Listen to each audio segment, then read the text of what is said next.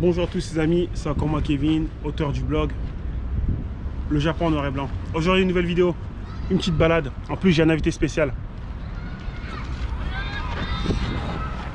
Oh. Eh ouais, je suis avec mon petit frère. En chair et en graisse. Dadawi S, a.k.a. Strongman, a.k.a. l'homme en mille casquette, a.k.a. David Tépoche, Sergent Kestou, tout ça en un seul homme. Ce colosse. Et on veut dire qu'au Japon, ils ont dû le confondre avec Teddy Riner. Grave.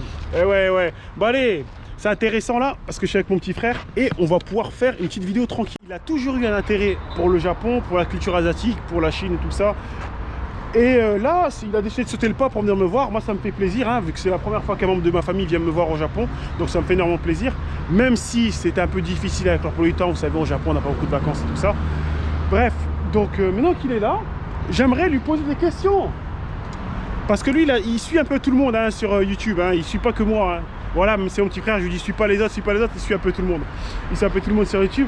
Donc c'est intéressant parce qu'il a vu le Japon à travers plusieurs yeux différents, notamment de plusieurs youtubeurs. Il suit même Louis-san, Papé-san, Ichiban Japan, il connaît tout le monde, Ça c'est bien. Donc là, je vais lui poser quelques questions et pour savoir si, pendant tout ce temps-là, depuis que je fais des vidéos sur YouTube, si j'ai raconté de la merde selon lui par rapport au Japon. Donc voilà, pour l'instant, tu te présentes quand même. Alors voilà, moi c'est Dadawi Strongman, hein. Et qui est Teddy Riner. Ouais. Du coup, je suis arrivé, maintenant ça va faire une semaine que je suis au Japon. Ouais. Et du coup, j'ai le recul assez nécessaire pour vous donner à mon avis. Le gars il a le recul. Attends, après une semaine il fait une vidéo, je fais le bilan au Japon, j'ai un recul et tout ça. Bah attends, il me tue. Si mon petit frère aussi se met à faire ce genre de vidéo, là ça va pas aller. Hein.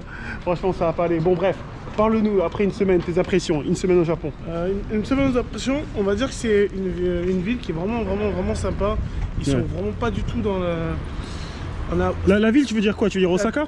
Osaka, les gens en général, ils sont pas du tout dans ce qu'on pense en France ou quoi. C'est pas du tout la même civilisation. Déjà, ils sont hyper respectueux. Ouais. Quand tu dis hyper respectueux, tu veux dire quoi? Respectueux, c'est-à-dire qu'ils respectent la chaîne des ordres ou quoi, c'est-à-dire qu'ils sont respectueux par rapport à la loi. Ouais. C'est-à-dire que même au niveau des boutiques et tout ça, je sais pas, en France, les boutiques sont faites en sorte pour qu'on, on va dire, pour sortir ou quoi, on est obligé d'acheter. Ouais, c'est vrai qu'ici, la caisse, des fois, même la caisse, elle est complètement, des fois, au dehors de la boutique. Ouais. Et du coup, tu vas payer parce que tu dois payer. C'est pas genre, ils te forcent à les payer. Ouais. Et il a plein de des petits détails comme ça. Ouais. Après aussi, au niveau des gens...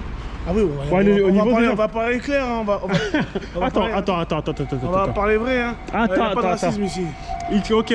Attends, qu'est-ce que tu me dis là? Tu me dis qu'il n'y a pas de racisme au Japon? Il n'y en a pas. Non, juste un truc.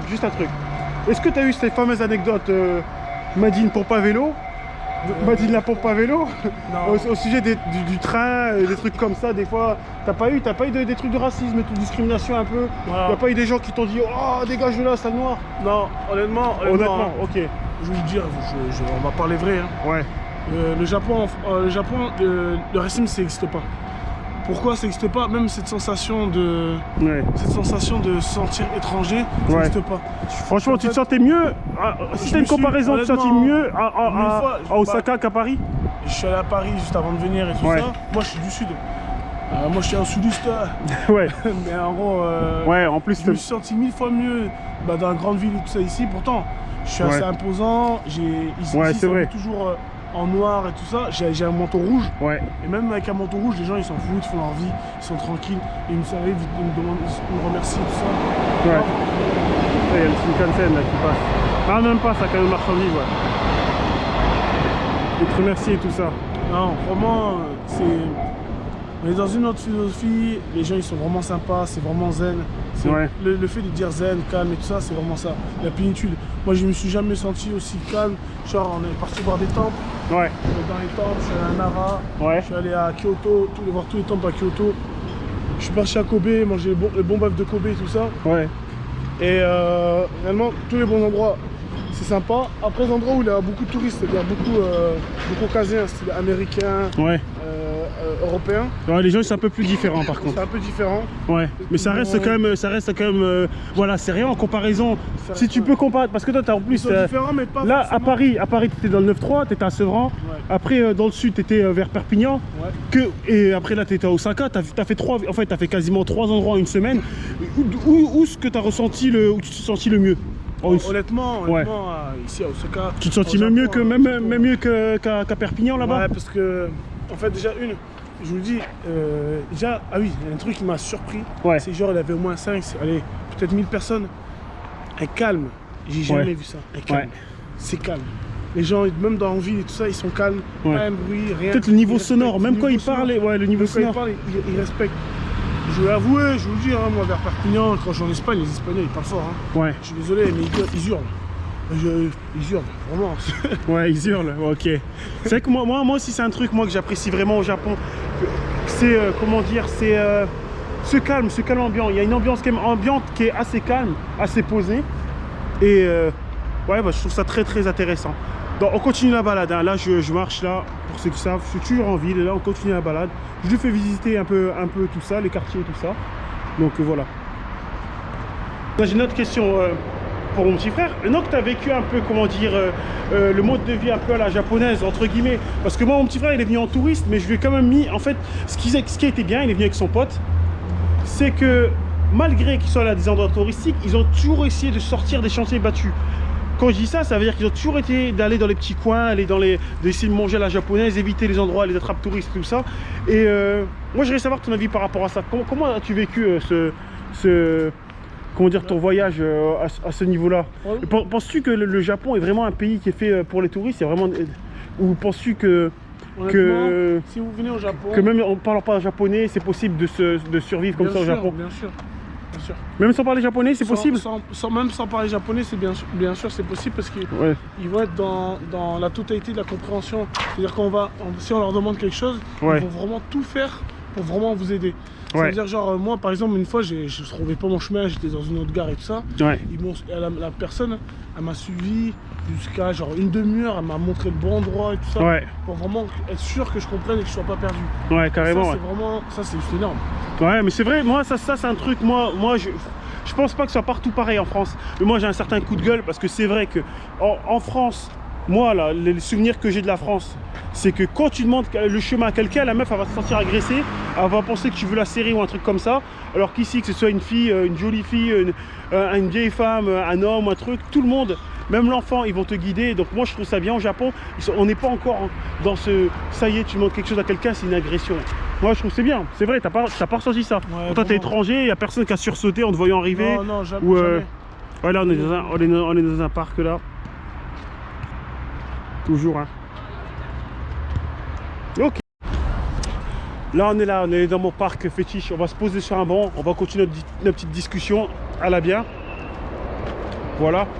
Et est-ce que tu penses, toi, maintenant, tu as entendu beaucoup de clichés, parce qu'en plus c'est dans le sud de la France, hein, les clichés sur le Japon, là, ils ont dit ouais tu vas en Chine, tu vas manger des sushis tous les jours, et tu as dû entendre des trucs bizarres. Hein. Donc qu'est-ce que tu penses? Est-ce que tu penses que tous les clichés qu'on peut dire sur le Japon sont vrais?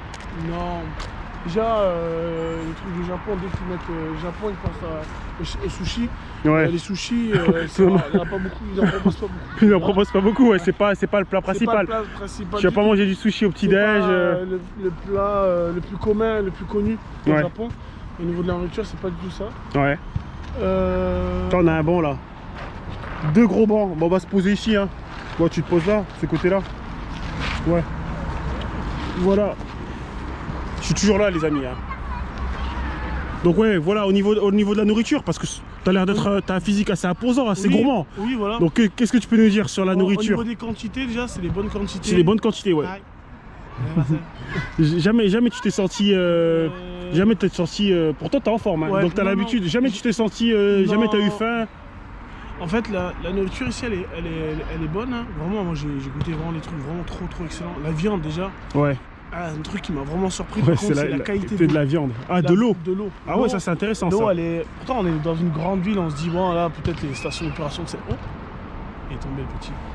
On se dit peut-être des stations d'épuration, ça c'est pas ça, mais en fait, au contraire, l'eau elle est très très bonne. On dirait que c'est de l'eau de source. Putain, carrément. Ouais, vraiment. Il y a une grande différence. Ouais, vraiment. Pourtant, il y a des gens, des Français qui disent que l'eau elle est dégueulasse ici. Non, au contraire, non, l'eau elle est vraiment vraiment bonne. Ouais. On dirait de l'eau de source en fait. C'est impressionnant. Après, au niveau de la nourriture, les quantités, par contre, ce qui est bien, c'est que dans quasiment la plupart des restaurants, ils montrent le repas, comment il doit être. Comment il doit être, ouais, exactement. Ouais. Ça, tu me l'avais dit, quand tu commandes un truc, t'es pas déçu, il sort comme il est sur la photo, il sort comme il est sur l'image. Ouais. C'est-à-dire qu'ils essaient de faire en sorte, et même des fois, plusieurs fois, ils nous ont toujours donné un petit peu plus. Dernièrement, je suis allé dans un restaurant, ils m'ont donné un dessert et en me demandant est-ce que c'est bon, on peut vérifier si leur dessert c'est bon. Ouais. Par contre, leurs desserts et tout ça, pâtisseries, ils sont vraiment trop. Ah ouais, c'est un truc de fou. Ouais. C'est-à-dire que toutes les pâtisseries françaises, on dirait ils font d'une qualité de fou. C'est impressionnant. Pourtant, ce qui me choque, c'est qu'ils n'ont pas le beurre français, ouais. Ils n'ont pas le beurre français. Ouais, c'est exactement. Moi, franchement, c'est exactement ce que j'ai. À chaque fois, il y a ma chérie qui me ramène des pâtisseries. Sa mère, elle ramène des pâtisseries franchement, de Kobe. Et je me dis, mais ils sont dans un autre niveau. Ils ont réussi à prendre des trucs français et les améliorer, mais et rajouter leur touche. Ouais, vraiment. Rajouter leur touche à la japonaise. J'ai goûté des trucs français comme genre des gaufres. C'est la folie. C'est un peu genre belge.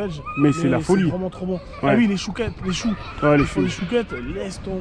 Même les chouquettes, déjà, ce qui est bien aussi, c'est que toute la chaîne de fabrication, on le voit. Ouais, tu vois, ouais. Ça, c'est vrai. Il n'y a pas d'arnaque, ouais. Quand tu manges et tout ça, tu vois tout, ouais. C'est-à-dire que genre les choux et tout ça, ils montrent quand ils préparent, ils montrent quand ils le font et tout. Qu'en France, c'est toujours caché. Ouais, grave. Tu sais pas si c'est du jeu surgelé et tout. Ouais. Du coup, déjà tout est fait maison, ok. Mais surtout, ça sent bon. Ça sent bon. Et on est sûr de la production et on est sûr que c'est fait proprement. C'est-à-dire qu'en France, en boulangerie et tout ça, c'est derrière, dans la cave, tout ça, avec une tonne d'humidité. Non, c'est pas. Le gars, il arrive, il fait le pain, il fait comme ça, et il fait le bon pain. Ouais, ici, il y a tout le monde a des masques et tout ça. Propre, ouais. Ouais, et c'est vrai qu'ici, ils respectent aussi la santé, ils ont des masques. Ah, exactement, ouais. C'est vrai que là, c'est un truc. Ça, c'est un truc intéressant là, qui dit un truc respecte la santé. Moi, il y a un truc que j'ai du mal. Moi, j'ai l'habitude de voyager dans, comment dire, Asia, comment ils appellent ça, les pays comme la Thaïlande, Vietnam, Bali et tout ça, j'ai l'habitude de voyager dans ces pays-là. À chaque fois, j'ai des intoxications alimentaires, à chaque fois, je me tiens l'estomac, à chaque fois, j'ai mal à l'estomac, à chaque fois, j'ai un problème. Je passe peut-être 1 ou 2 journées aux toilettes quand j'ai ce genre de pays. Au Japon, je ne l'ai jamais eu. Toi, est-ce que tu penses que tu as eu des problèmes au Japon au niveau de ton estomac ici? Non. Jamais rien eu, ouais. C'est même plus qu'en France, c'est mieux qu'en France. Franchement, au niveau des... Par contre, ce qui m'a surpris, c'est vraiment la propreté. Maladie. Ouais. Il y a peu de gens malades. Je sais pas. Ouais. Parce que en fait, les gens, dès qu'ils sont un peu malades, ils se protègent. Ils se protègent à eux et aux autres. Ouais. Du coup, c'est que c'est rare qu'on va voir quelqu'un cracher ses boyaux sur le sol. Ouais. Ouais, réellement. Et on le voit.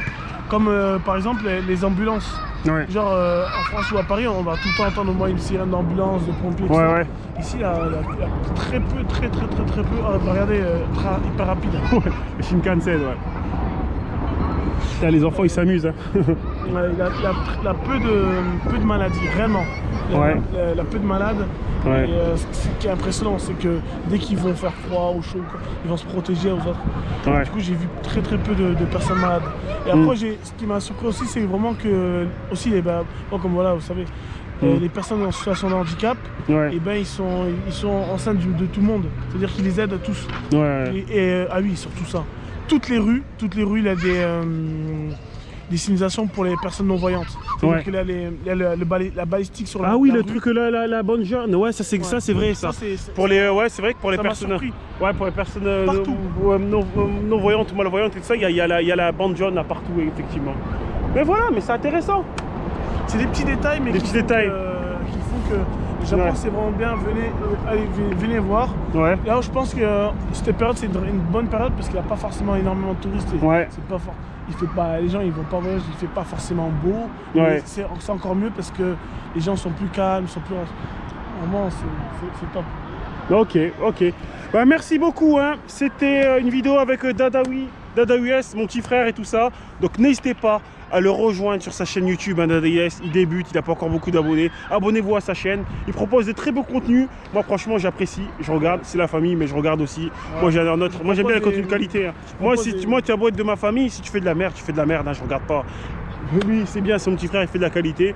Très bon businessman. Il m'a aidé à monter tous mes sites et tout ça aussi. Donc si vous avez besoin de monter des boutiques Shopify ou des trucs comme ça, des boutiques en ligne, il peut vous aider aussi. Vous allez pouvoir générer énormément d'argent. Voilà, il peut vous aider, voilà, il peut vous aider par rapport à ça.